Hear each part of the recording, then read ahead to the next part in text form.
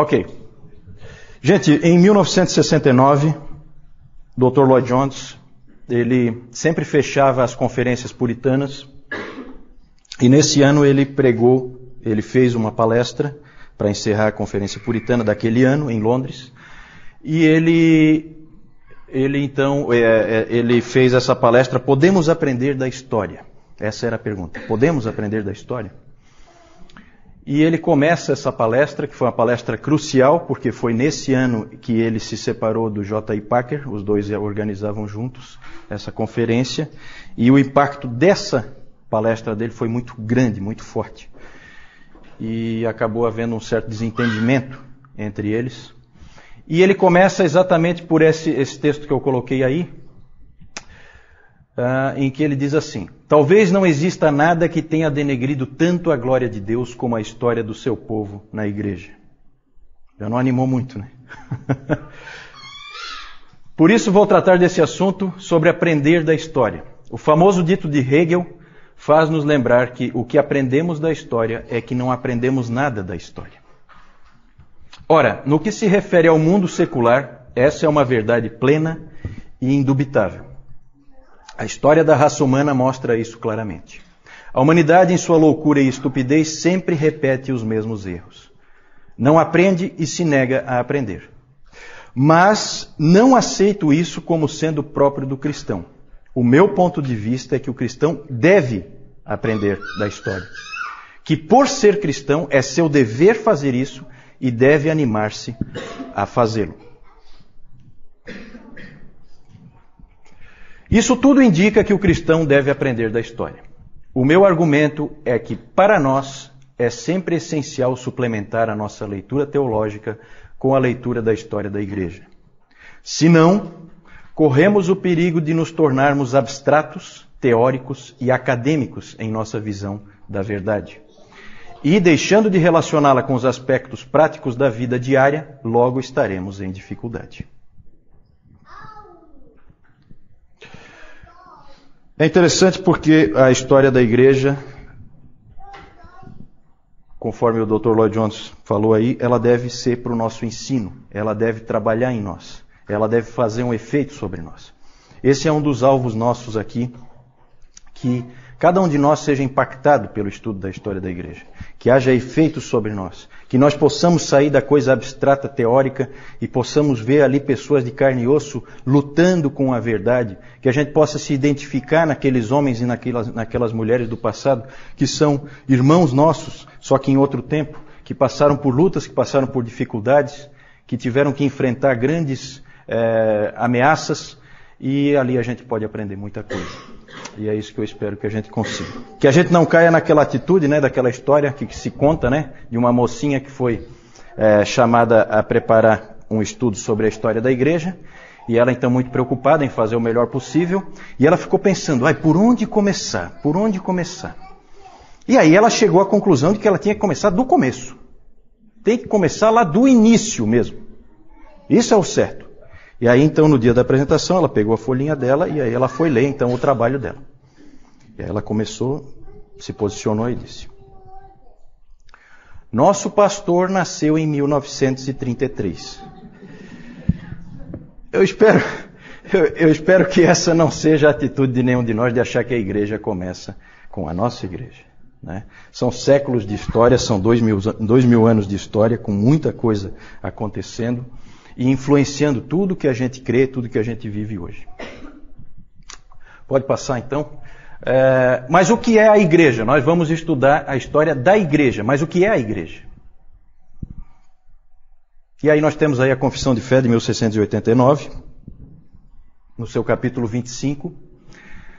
Ali nós vemos então a definição da igreja universal. A igreja universal ou católica, católica significa universal. Eu vou procurar não usar o termo católica para me referir ao catolicismo romano, porque é uma maneira errada da gente se referir, é uma maneira equivocada, né? Sempre vou preferir utilizar o romanismo em vez de catolicismo. Catolicismo é uma maneira errada de se expressar, né? Nós somos membros da igreja católica, certo? Universal. Católico significa universal.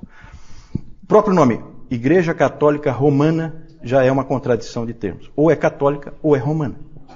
Certo? Então aí já é um problema.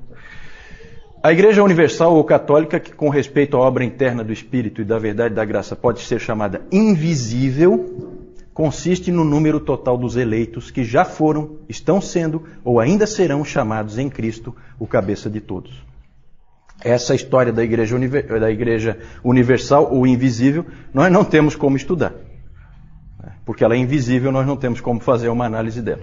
Nós vamos fazer uma análise da Igreja visível, com todos os problemas que ela tem. Todas as pessoas ao redor do mundo que professam fé no Evangelho e obediência a Deus mediante Cristo, de acordo com o Evangelho, e que não destroem o seu testemunho com alguma doutrina fundamentalmente errada ou conversão profana, esses podem ser chamados de os santos, de que se compõe a igreja visível. E todas as congregações deviam ser constituídas de pessoas assim.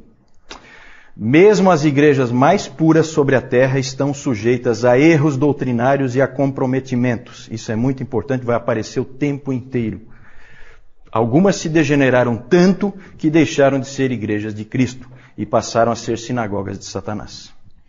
A despeito disso, porém, Cristo sempre teve e sempre terá um reino neste mundo até o fim dos tempos. Esse reino é formado dos que nele creem e confessam o seu nome. Muitos chamam a história da igreja de Terceiro Testamento. Certo? Então, nós temos o Primeiro Testamento. Qual seria o Primeiro Testamento? O Velho Testamento, ou o Antigo Testamento. Temos o Segundo Testamento, que é o Novo Testamento. E nós temos o Terceiro Testamento, se é que se pode dizer assim, é uma maneira de falar. Porque, na verdade, é uma sequência da história daquilo que Deus faz no meio do seu povo. Isso é o que nós temos no Antigo Testamento, a história do que Deus faz no meio do seu povo. É o que nós temos no Novo Testamento, a história do que Deus faz no meio do seu povo. E é o que nós temos na história da igreja, a história do que Deus faz no meio do seu povo. Qual o problema, qual a diferença que nós temos? Qual o problema que a gente tem no Terceiro Testamento, vamos dizer assim, em relação aos outros dois? Quem é que arrisca?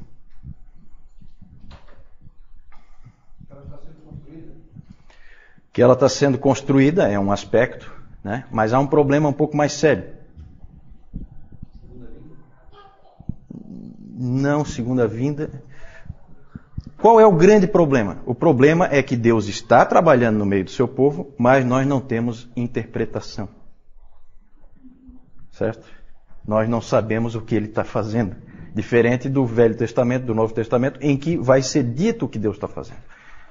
E aqui não, aqui isso já é um dificultador. Nós vamos começar a falar dos dificultadores da história da igreja. Pode passar. Então vamos lá, dificultadores. Um é esse aí. Nós não sabemos o que Deus está fazendo e por que Ele está fazendo. Não fazemos a menor ideia. Muitas coisas vão nos deixar perplexos muitas vezes. Muitas vezes. Outro dificultador. Nós sempre estaremos sendo seletivos. Eu nunca vou estar falando de toda a história da igreja. Eu sempre vou estar falando de coisas que foram registradas. Quantas coisas aconteceram que não foram registradas? Nós vamos dizer, não, esse aqui foi o maior homem de Deus daquela época. Mas eu só sei que ele foi o maior porque alguém escreveu sobre ele, ou ele mesmo escreveu. Se não tivesse escrito, eu não saberia. Certo? Então, a gente sempre vai estar selecionando, a gente sempre vai estar deixando coisas de fora. O que mais? Há momentos em que coisas boas ocorrem em meio ao erro. Essa aí é uma das mais difíceis, né? Separar o que é bom do que é ruim. Dizer, isso aqui é bom, isso aqui é ruim. Fazer essa definição é muito difícil. É difícil separar as coisas. Então vamos tentar. Vamos lá. Recompensas do estudo da história da igreja. A glória de Deus, Deus é glorificado quando a gente estuda a história da igreja, porque a gente vê que Deus a qualquer momento intervém, a qualquer momento Ele resolve o que os homens estragaram. Nós crescemos porque eu sempre achei que a história da igreja produz uma profunda humildade, um profundo temor de Deus, porque é muita presunção você achar que você é melhor do que qualquer irmão dessas outras épocas. E é para o bem da igreja, como o Dr. Lloyd Jones falou. Se a gente não aprende com a história da igreja, a gente acaba repetindo os mesmos erros, a gente acaba se tornando teórico, acaba imaginando coisas impossíveis para a igreja, coisas que não vão se concretizar, que não são realidade. Então, esse estudo é para o bem da igreja também. Vamos lá.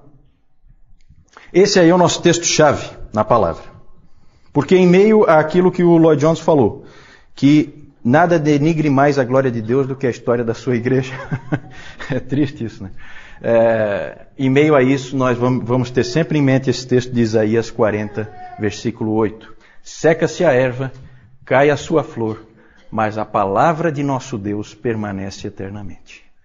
Uma coisa que a gente vai ver sempre, gente, que vai ficar bem evidente, é que a igreja vai errando, a igreja vai falhando, mas há uma âncora presente o tempo inteiro, que vai trazer de volta a igreja, mais cedo ou mais tarde, porque Deus vai jogar pessoas de volta para ela, que é a palavra de Deus. É na palavra de Deus que a igreja se conserta. Vamos lá. Isso aí é tirado do nosso caderninho lá do CTB. A proposta é apresentar um panorama dos principais movimentos políticos, culturais, religiosos e doutrinários que influenciaram o desenvolvimento da igreja através dos séculos. Pode passar. O programa é estudar os eventos importantes e principais movimentos que impactaram a igreja através da história, apresentar os principais personagens-chave da história da igreja, analisar os desvios doutrinários e suas consequências na vida e no desenvolvimento da igreja. Joia, pode passar. As fontes aí, esse aí é o David Calhoun, que eu falei antes, né? Professor lá do Covenant Theological Seminary. Ele tem 72 aulas, então. Não sei como é que nós vamos conseguir colocar isso aí em 8, mas vamos tentar. Isso aí em 2 semestres, né? É claro que nós vamos ter que ser mais seletivos do que ele já foi. Mas o trabalho dele é fantástico e eu vou plagiar ele direto, tá? Eu não sei se eu vou ser processado, se eu vou ser preso. Qualquer coisa, o João vai preso, porque o João é que é o presidente da igreja. Então, eu estou tranquilo. Ele como bom admirador dos puritanos, ele não vai se incomodar muito que eu vou plagiar ele, porque, como o J.I. Packer disse, os puritanos se plagiavam o tempo inteiro. Eles não tinham preocupação com isso. O que é bom deve ser repercutido. Não deve ser, copyright, não sei o que, direitos autorais. Não tem isso aí. De graça recebeste, de graça dai. Vamos lá. E já falei também o livro História Ilustrada do Cristianismo, que é o livro-texto dele lá. E nós temos aqui em português, né? Então é interessante também para vocês se aprofundarem. Aqui, com certeza, nós vamos fazer assim uma passada de olhos. Nós não temos condições de nos aprofundar em absolutamente nada. E eu também não tenho condições de ir muito fundo, que eu também não conheço. Tá? Vamos lá. Nossa primeira parte, eu e o João, nós dividimos em 4 partes. De 500 anos cada uma. E então agora nós vamos falar dos primeiros 500 anos. Vamos começar.